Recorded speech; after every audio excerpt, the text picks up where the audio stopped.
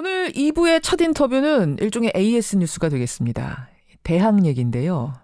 서울대학교 H 교수, 고려대 K 교수, 동덕여대 H 교수 모두 최근에 미투 국면에서 가해자로 지목이 돼서 학교를 떠났던 교수들입니다.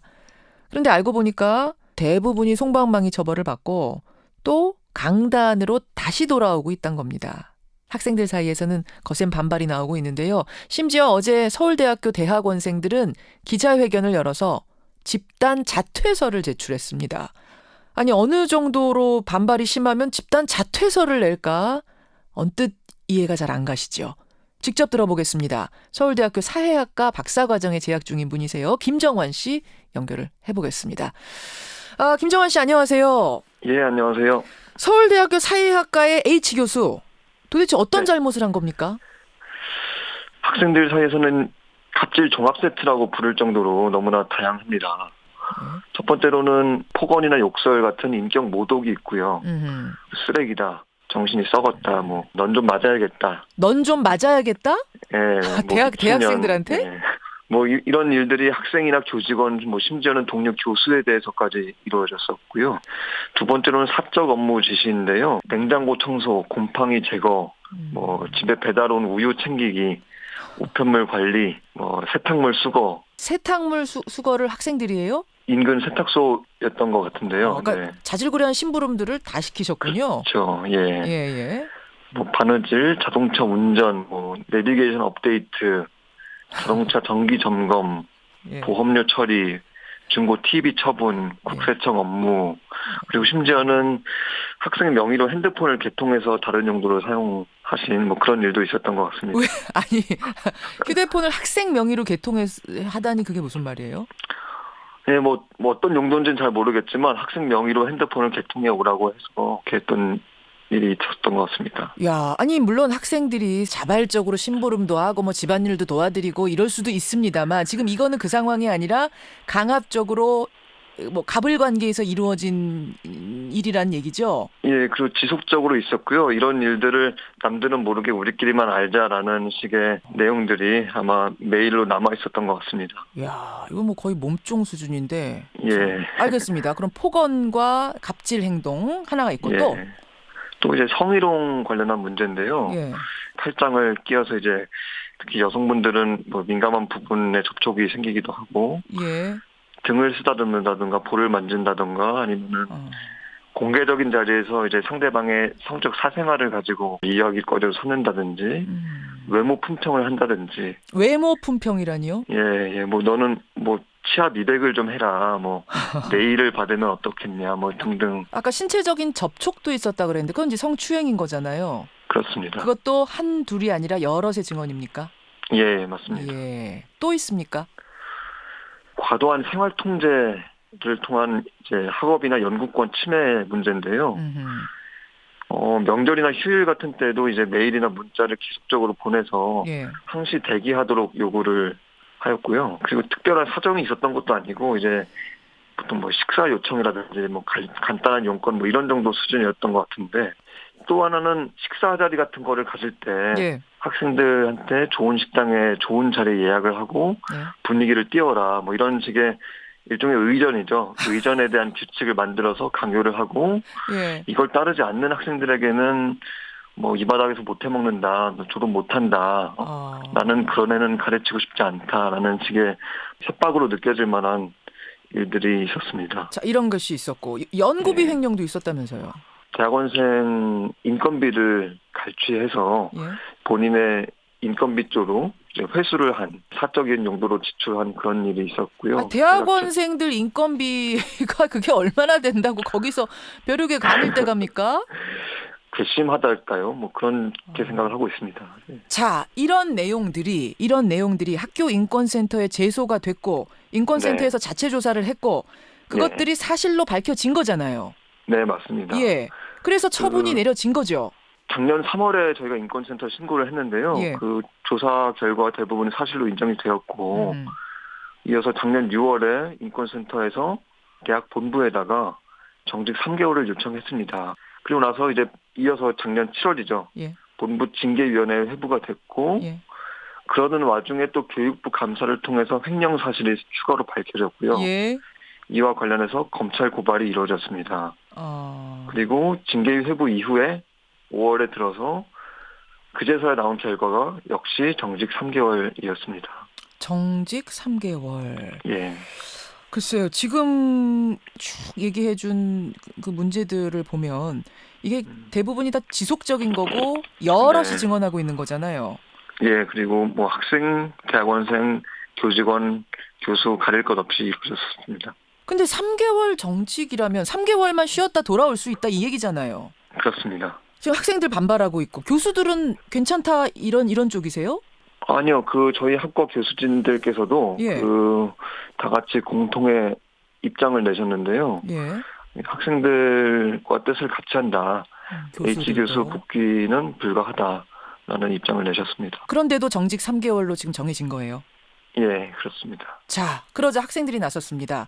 그냥 반발이 아니라 아예 집단 자퇴서를 제출하셨어요? 네. 아니, 대학원생이라고 하면은 지금 나이들도 꽤 찬 분들이잖아요. 김정환 씨는 실례지만 나이가 어떻게 되세요? 한 30 중반 정도, 예, 됐습니다. 어이구. 예.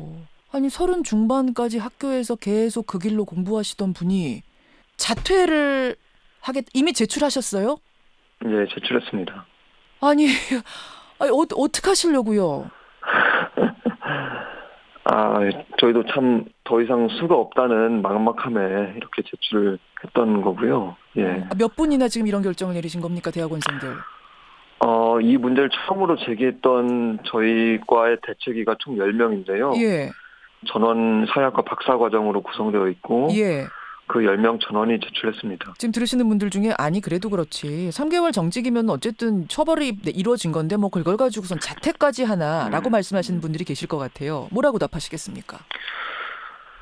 이게 참 절박했던 거죠. 절박했던 건데 저희 주변에 부당하게 고통을 받는 동료가 있었다는 걸 알게 되고 그에 대한 죄책감 때문에 좀 나서게 됐습니다. 그래서 자체적으로 대책을 꾸려서 피해 사례 조사하고 예. 학과에 문제 제기하고 예. 인권센터에 신고하고 수차례 진술 반복하고 요구하는 대로 자료 제출하고 이것이 왜 인권 침해고 성희롱이고 부당한 일인지 설명하고 의견서 쓰고 입장문 쓰고 기자회견문 쓰고 보도자료 쓰고 학칙 찾아보고 규정 찾아보고 이렇게 인터뷰 요청 받고 1년 반이 지나갔습니다. 책 읽고 논문 써야 될 그 시간에 그 사이에 저희가 할 수 있는 제도적인 수단이라고 하는 건 다 동원했거든요. 예, 예. 만약 이 3개월이 확정돼서 문제된 교수가 복귀하게 된다면 예.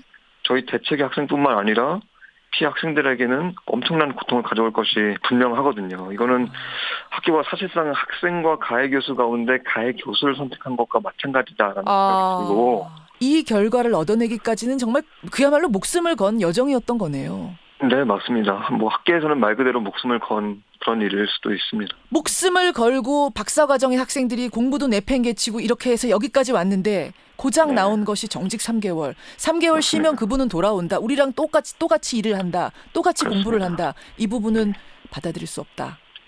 예, 이분은 교육자가 아니다. 교육자가 아니다.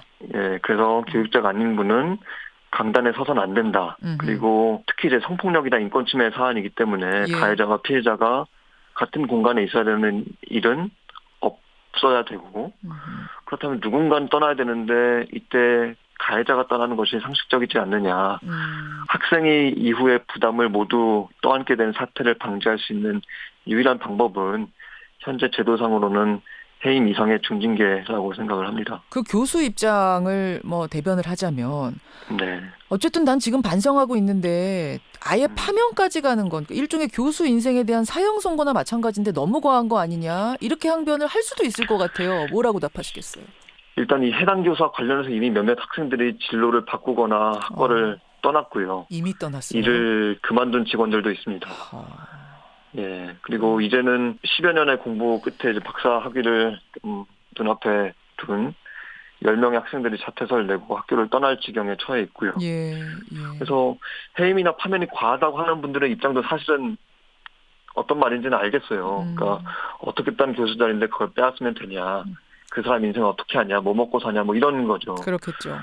그런데 그 걱정을 왜 가해 교수에 대해서만 하고 학생에 대해서는 하지 않느냐 이거죠. 예. 예, 학생의 인생은 어떻게 하는 거죠?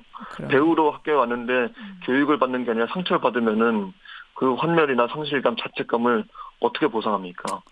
평생 공부하겠다고 맘먹고 이제 취직 포기하고 대학원 온 사람들이 예. 학위도 못하고 이런 일 겪고 나가면은 학생들도 굶어 죽습니다. 그렇게 힘들겠다는 교수 자리를 왜 학생들 괴롭히는 데 쓰는지 정말로 이해가 안 되고요. 예. 지금이라도 당장 뭐 교수 자리 하나 나면은 박사 수십 명이 몰려들어서 성실하게 교육하고 연구하겠다라는 분들 많은데 그 힘든 자리에 앉으셨으면은 더 큰 도덕성이나 책임감을 가지시고 그 부담을 감당하시는 게 마땅하다고 보고 대학이란 곳이 교육기관이고 연구기관이지 교수들을 지키는 요새가 아니잖아요. 네. 김정환 씨. 네. 30대 중반까지 오로지 이 길만 판 거잖아요. 네, 뭐 저뿐만 아니라 다른 동료들도 그렇습니다. 아니 이거 이제 어떻게 해야 되나? 김정환 씨의 인생은 또 다른 동료들의 인생은 어떻게 되는 거나 저는 이제 뭐 조금 더 나이 많은 사람으로서 덜컥 그 걱정이 들어요. 예, 저희도 지금 앞길이 잘 예상이 되지는 않은 상황이고요. 예, 답답한 상황입니다. 오죽하면 네. 이분들이 오죽하면 이런 길을 택했을까? 이건 장난이 아닌데 인생을 건 일인데 오죽하면 이랬을까? 우리가 그 부분에 집중해야 됩니다. 그리고 지금 많은 대학에서 이런 교수들이 지금 돌아오고 있는데 과연 이것이 맞는 것인가? 특히 이제 성폭력이 지금 여기 있었단 말입니다. 뭐 이건 어디서도 일어나선 안 되겠습니다만 특히 상하탑에서의 성폭력은 그 어느 곳에서보다도 용납될 수 없는 문제인데 이게 이렇게 가볍게 다루어질 수 있는 것인가도 분명히 다시 생각해 봐야 될 것 같습니다. 오늘 고맙습니다. 예, 감사합니다. 예, 서울대학교 H교수 정직 3개월에 대해서 대학원생들이 10명이 집단 자퇴서를 냈습니다. 그중 한 분 김정환 씨였습니다.